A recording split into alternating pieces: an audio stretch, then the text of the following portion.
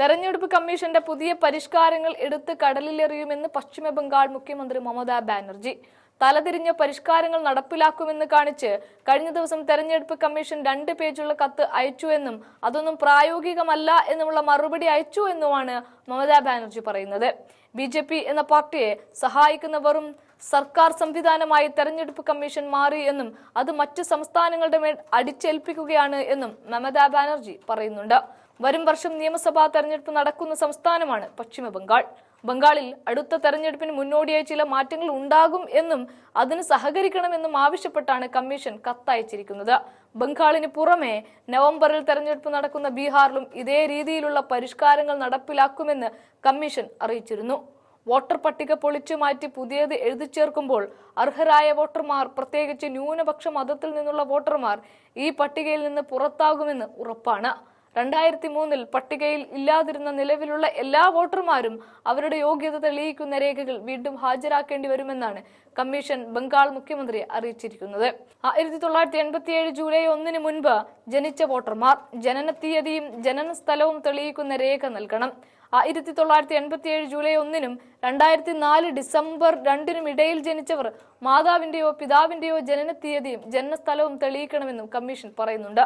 1955 പൗരത്വ നിയമം പരിഗണിച്ചാണ് ഈ മാറ്റങ്ങൾ രൂപകൽപ്പന ചെയ്തിരിക്കുന്നത്.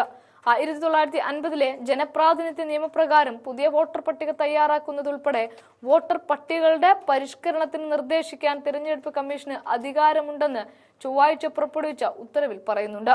1952 മുതൽ 2004 വരെ 13 തവണ ഈ അധികാരം തെരഞ്ഞെടുപ്പ് കമ്മീഷൻ ഉപയോഗിച്ചിട്ടുണ്ട്. രാജ്യമെമ്പാടും ഈ രീതിയിൽ മാറ്റങ്ങൾ വരുത്തുവാൻ കമ്മീഷൻ ലക്ഷ്യം വെക്കുന്നുമുണ്ട്. ബീഹാറിന് പുറമെ തമിഴ്നാട്, കേരളം, ബംഗാൾ തുടങ്ങിയ സംസ്ഥാനങ്ങളിലാണ് ഈ രീതി ആദ്യം നടപ്പിലാക്കുന്നത്. ബീഹാർ ഈ മാസം തന്നെ ഇതിനുള്ള നടപടിക്രമങ്ങൾ ആരംഭിച്ചിരുന്നു. വരുന്ന ഓഗസ്റ്റ് 1 കരട് പട്ടിക പ്രസിദ്ധീകരിക്കും. തുടർന്ന് സെപ്റ്റംബർ 1 വരെ അവകാശവാദങ്ങളും എതിർപ്പുകളും സമർപ്പിക്കുന്നതിന് 1 മാസത്തെ സമയം ലഭിക്കും. സെപ്റ്റംബർ 30 അന്തിമ വോട്ടർ പട്ടിക പ്രസിദ്ധീകരിക്കുമെന്നും കമ്മീഷൻ സംസ്ഥാനങ്ങൾക്ക് അയച്ച കത്തിൽ പറയുന്നുണ്ട്. ബീഹാർ BJP ഭരണം പിടിക്കുമെന്ന് പ്രതീക്ഷിക്കുന്ന ഒരു സംസ്ഥാനമാണ്. എന്നാൽ അടുത്ത വർഷം തെരഞ്ഞെടുപ്പ് നടക്കുന്ന 3 സംസ്ഥാനങ്ങളിലും BJP പ്രതീക്ഷകൾ വെച്ച് പുലർത്തുന്നേയില്ല. ഇവിടെ ഈ രീതിയിലുള്ള പരിഷ്കാരങ്ങൾ തെരഞ്ഞെടുപ്പ് കമ്മീഷൻ നടത്തുമ്പോൾ അർഹരായവർ വോട്ടർ പട്ടികയിൽ നിന്നും പുറത്താക്കും. രക്ഷിതാക്കളുടെ ജനന സർട്ടിഫിക്കറ്റുകൾ ഭൂരിഭാഗം ആളുകളുടെയും പക്കൽ ഇന്ന് ലഭ്യമല്ല. പല സാഹചര്യങ്ങൾ കൊണ്ടും മാതാപിതാക്കൾക്ക് ഈ സർട്ടിഫിക്കറ്റുകൾ യഥാസമയം ലഭ്യമായിരുന്നില്ല. അതുകൊണ്ട് തന്നെ വോട്ടർ പട്ടികയിൽ പേരില്ല എന്ന ഒറ്റ കാരണത്താൽ ഈ മാതാപിതാക്കളുടെ മക്കളും അയോഗ്യരായി മുദ്രകുത്തപ്പെടും. ജനന സർട്ടിഫിക്കറ്റുകൾക്ക് അപേക്ഷിക്കുമ്പോൾ ന്യൂനപക്ഷ സമുദായങ്ങളുടെ അപേക്ഷകൾ കൂട്ടമായി തള്ളുന്നതോടെ മുസ്ലിങ്ങൾ അടക്കമുള്ള മതവിഭാഗങ്ങളിൽപ്പെട്ട പുതിയ തലമുറയ്ക്ക് അവരുടെ സമ്മതിദാന അവകാശം വിനിയോഗിക്കാനുള്ള സാഹചര്യം എന്നേക്കുമായി നഷ്ടമാകും.